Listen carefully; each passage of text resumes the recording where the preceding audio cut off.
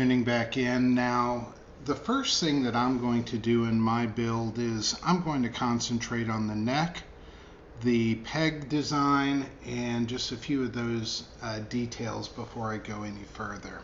First, let's talk a little bit of the neck specifications. This kit comes with the head peg already shaped. I'm really not a huge fan of that for a Telecaster style guitar, so I have a few ideas and ways I want to change it and reshape it, and we're going to talk about that. But first, I wanted to give a few quick measurements and specs on this guitar neck. So if we were to measure out right here, the neck at the nut is 1.65 inches or about 42 millimeters. The depth at the first fret of this neck is about 0.845 inches or 21.5 millimeters. If we go up to the 12th fret and measure out, it's a little bit thicker. It's about 0.95 inches, just under an inch thick, and that's about 24.2 millimeters. So the neck does get a little bit thicker down there, but altogether the shape is a very nice shape. To me, it feels thin. It does not feel like a baseball bat neck, but this headstock peg shape has to go, and I really want to go with a more traditional Telecaster style. So what I've done is I've downloaded a schematic that shows the shape and measurements of your Telecaster headstock, and there will be a link to this in the comments below. But once this is printed out, just verify the dimensions with another ruler, print it out, and all you have to do is copy it, go through, cut out. I have this template all ready to go, and this is a basic shape that I want. So what you would do from here is take it to your neck, align it how you would want it, and just get a little bit of painter's tape, and let's line it up, stick it on there, and tape it as such. There.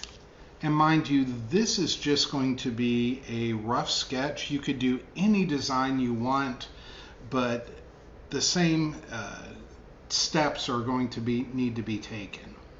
So once you have your headstock design on there, get a pencil. I do not recommend doing a Sharpie. Even though a Sharpie will show up a lot easier, a pencil can be erased. A pencil you can work around, and when you do stain, you don't risk having any of that go through and bleed through your final design. So what I would do here is just start marking it up as such, and you will just have a really faint, and you can go as faint or you can go as wild as you want on this. So, and anything you can do at the end, you can adjust as such. So for me, I'm going to have that curve down. And mind you, once I get out to the bandsaw, I'm going to be making a few other modifications to this, but let's go out to the bandsaw, and I'm going to go cut this up right now and prep it for the next step in our build. You can see the outline that I made from our template, and I only had a drill press with one of these barrel sanders on it in order to do the shaping, and it actually worked out very well. So the first step I did was using this barrel sander on the drill press. I sanded the very end part of the neck. This way I got a real fluid curve going. And once I was finished and happy with those results, I broke out the scroll saw and cut off the larger portion that is colored in dark on the other part of the headstock. It was at this point I thought, Jeff, you done screwed up. Because quite frankly, this looked like crap. But so long as you take your time and you don't take off too much material, you can always sand it down to the proper shape that you need. And that's exactly what I did. With the larger barrel sander, I was able to reshape this into the shape you see now, and it looked perfect. Here we are with a completed headstock. I really like this design. Probably take just a little bit of sandpaper to do over the edges, but this is what you want, a nice uniform shape to whatever design you end up going with. Need to make sure you take care not to interfere with the string trees, so I measured those out and I'm out of place. And also, if you're planning on using some of the reproduction decals or anything else, you need to make sure you're leaving enough space on there for whatever decal you want to use. At this point of your build, you're going to decide exactly what the headstock peg design is going to be. Are you simply going to go over it and just leave it a natural color? Are you going to stain it a different color, paint it to match the body of the guitar, or do something else? Now, I'm going to do a sort of Mod Podge design and do a paisley design on the body, and I've decided to transfer that from the body and continue it onto the headstock. Traditionally, some people will grab the stick-on decals or the water slide decals and make their parts caster look more like a Fender or something else, or even have a custom decal made. I'll be going over that in another video, but for this case, what I'm going to do is I have a paisley design, and it's right here, and I've used the same template to cut out the design of this, and we're going to use an old item called Mod Podge. And with Mod Podge, you could take any sort of paper design that you print out, that you copy from somewhere. You can get an old picture. You can get pages from a book. You could even print something on your laser printer, any sort of design, print it out and use this in order to transfer the design onto your guitar body. Now, you're eventually going to end up overcoating it with a clear coat, lacquer, or polyurethane to make it smooth, so that way the design won't be can't be scratched or can't be damaged as much. But this is how I'm going to transfer the design on here. Once we do that, it'll become a part of the guitar, and it'll be a seamless part. I'm not going to do anything with the sides and back. I'm going to keep these as a natural color, just because I really don't feel like doing the back side of the neck. I really like the feel of this, and I don't want to mess with the body also like that. The wood grain's just a little too nice to do that, but I want to take a step out and go a little bit different. So let's get started on the Mod Podge process. The first step I did is, you could have left this natural wood, but the problem is if there are any gaps, those are going to show through. Now, the only places it would really show through are the edges of the headstock and where the pegs go in, even though there are some washers and part of the tuners go over and hide a little bit more of that. But you need to account for those areas as well as the area where your truss rod adjusting nut is located. So you'll have to do that. Just any cutout will do, but you want to get it so it's just about the right size and right placement of where you want to go. Place this over here, and the only other things you're going to need are Mod Podge and a foam brush. And in order to do this, according to the instructions, just add some of this on here, liberal amounts, and all you need to do here is just spread it out evenly. from all of the instructions, you will have a little bit of time to get this going, so it's not going to set up right away. You will have a few minutes to do this. So I'll get it on here like that. It does dry clear, so don't worry if it does go elsewhere. And then you'll want to also get it on the back of your design. So let me spread that out. And the most important thing you want is to make sure you get all of the edges and all of the corners so you have even coverage and it sticks nicely. Now all we need to do is place this on the headstock as such. Make sure it's all down.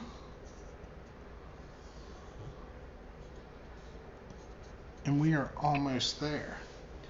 As an aside, I got the gloss. I'm going to eventually go over this with a gloss lacquer or polyurethane finish, but you know, I wanted this to have a nicer finish look, so I did go with a gloss. The final step is to use the Mod Podge and go over the entire design. Just one more time. You'll want to work in a single direction. Part of the reasoning for that is to get air bubbles out from below, because you don't want any air bubbles in this. So use your brush to push it out and push it along here.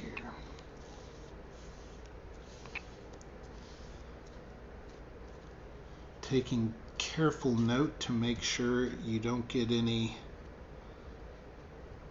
in the nut to bind that up, but make sure it's on the edges nicely. And you can obviously trim this all up once it's dried, but at this point we have our design set on the headstock, and I'm really kind of liking the way this is coming out and looking. So I'm going to trim up the little bit back. If you can take a close look, you can see where I will be trimming, and I'm going to go get some Q-tips to clean out the areas where the tuners go, those peg holes go, and clean that up, and we will be right back. 2 hours later. Okay, we've had it sitting for about an hour and it's pretty much dried up.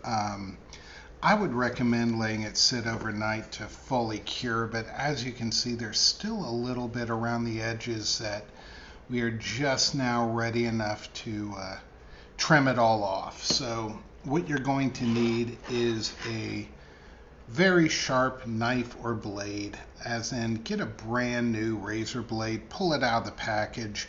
There's no need to scrimp and screw up the finish on your guitar. So just go at it and going right along that edge. When it's sharp, you're not going to have any issues. With a dull blade, you really run the risk of having tear away, and like that. You see that very thin amount next to my very thin fingernails. And we just go along and cut it all off. And once you've done this, you'll be ready for final sanding of the back, any final cleanup you might have, stain, and then you could decide which coat you're going to clear it over with. I've decided to go with a clear lacquer, and I'm going to just shoot that because lacquer's nice and easy to work with. It's pretty forgiving. If you overshoot it, you can always just end up, sanding it down and reshooting another layer. If you have any runs, you could sand it out. It's easy to buff out and easy to work with. Some of the poly finishes are also really good, and you could brush those on without any issues whatsoever. But I think some of it depends on what you have around, what tools you have at your disposal for this. Not everyone has a spray booth or spray setup. Because of my car hobby addiction, I happen to have a nice setup in the garage where I can go out there and shoot just about anything. So that's what I'm going to do. But just a few more minutes of trimming up around here, followed up by a nice fine sanding block. Look for these in the store. You can get like a 220 grit or even 400 grit will be good, and that'll clean the edges up very nicely. But once we go from here, we'll be able to shoot it, and you'll have a neck that is very unique, very much personalized to your own guitar. You're not going to see anything else like it, because if you pick a design like this, even if you were to go out and grab the same paper I did from the craft store, odds are you're not going to glue it on the exact same way I did. So every design will be unique. And the nice thing is, just to give a little preview of what we're looking at, if I grab the guitar body, we will be able to throw everything together, mock it all up, and go from there. So let me grab that.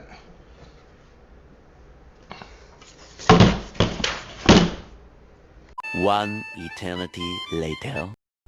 Alright, at this point it does feel like it's been an eternity. The reason being is, even though lacquer only takes about 15 to 20 minutes to set up per coat, there are several coats of lacquer on this headstock, and each one you have to kind of let dry and then really make sure that you are not getting any of the paint in with the truss rod nut. You do not want to make it to where you cannot make any adjustments on there, but I'm very pleased with the way the finish has come out.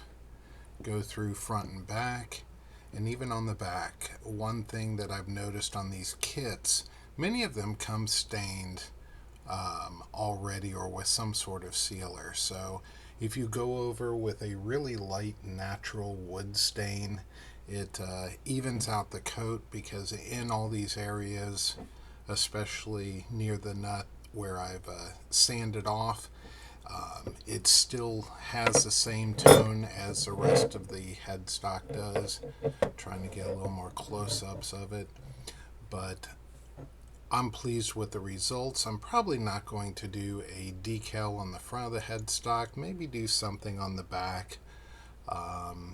Haven't decided quite yet.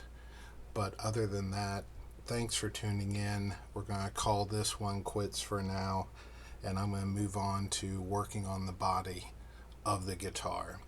If you want to continue to see everything that's coming up, please hit like, subscribe, hit the bell icon to be notified when my next video finally comes out, and hope to see y'all later. Take care.